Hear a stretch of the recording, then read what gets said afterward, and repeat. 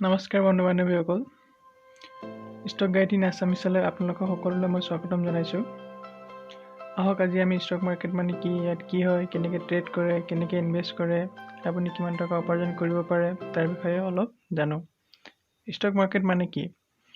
Stock market বা share market মানে হ'ল য'ত আমি ষ্টক কিনা বেচা কৰোঁ। ষ্টক কিনা মানে যিকোনো XYZ কোম্পানী এটাৰ কিছু অংশৰ ভাগ লোৱা। যদি সেই কোম্পানীটোৱে প্ৰফিট কৰে তেতিয়া আপুনি সেই প্ৰফিটৰ অংশীদাৰী হ'ব, আৰু যদি কোম্পানীটোৱে যদি লছ কৰে তেতিয়া আপুনি সেই লছৰ অংশীদাৰী হ'ব। ইয়াৰ এক্সাম্পল এটা দিব লৈছোঁ মই। যদি আপুনি এটা দোকান খুলিব গৈ আছে, আপোনাৰ পইচাৰ অভাৱ হৈছে আৰু আপুনি লগৰ এটাৰ লগত পাৰ্টনাৰশ্বিপ কৰিছে। চা ভাই, মই দোকান এখন খুলিব গৈ আছোঁ, তই 50% ইনভেষ্ট কৰ, মই 50% ইনভেষ্ট কৰিম। যদি প্ৰফিট হয় 50-50 হ'ব, লছ হ'লে দুয়োৰে লছ হ'ব। এনেকৈ ষ্টক মাৰ্কেটতো লাৰ্জ স্কেলত পাৰ্টনাৰশ্বিপ হয়। ইয়াত আপোনাক কোনো এটা কোম্পানীৰ ভাল লাগিল, তাৰ লগত তাৰ ষ্টক আপুনি কিনিব পাৰিব আৰু সেই বিজনেছৰ আপুনি অংশীদাৰী হ'ব পাৰিব। এতিয়া প্ৰশ্ন হ'ল, ষ্টক এক্সচেঞ্জ মানে কি? আমাৰ ভাৰতবৰ্ষত দুই ধৰণৰ ষ্টক এক্সচেঞ্জ আছে, NSE আৰু BSE। NSE মানে হ'ল নেশ্যনেল ষ্টক এক্সচেঞ্জ আৰু BSE মানে হ'ল বম্বে ষ্টক এক্সচেঞ্জ।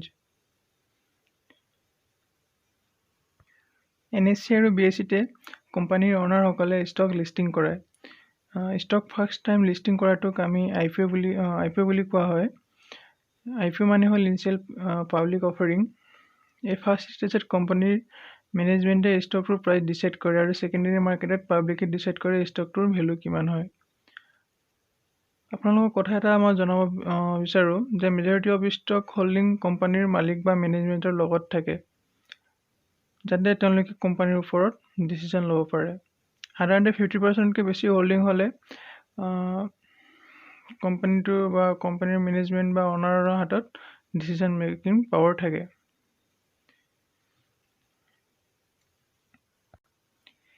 NSE আৰু BSEত 6,000তকৈ বেছি ষ্টক লিষ্টিং আছে।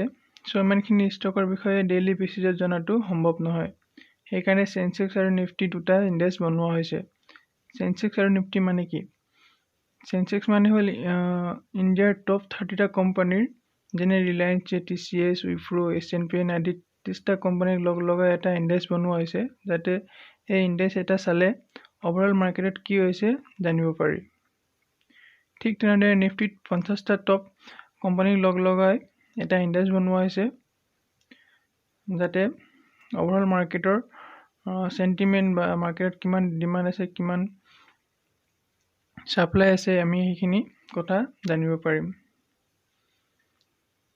ইয়াতে মই আপোনালোকক কথা এটা জনাব বিচাৰোঁ।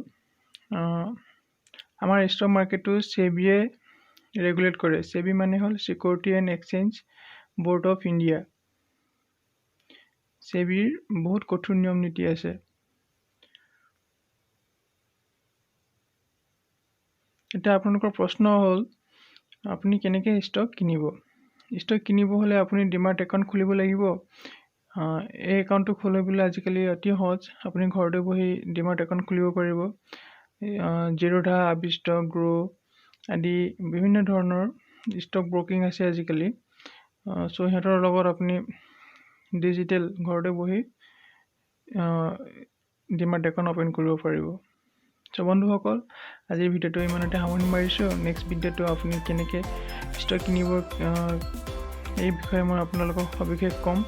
আশা কৰোঁ ভিডিঅ'টো আপোনালোকক ভাল লাগিল। ভিডিঅ'টো শ্বেয়াৰ কৰিবলৈ আৰু চেনেলটো ছাবস্ক্ৰাইব কৰিবলৈ নাপাহৰিব। ধন্যবাদ।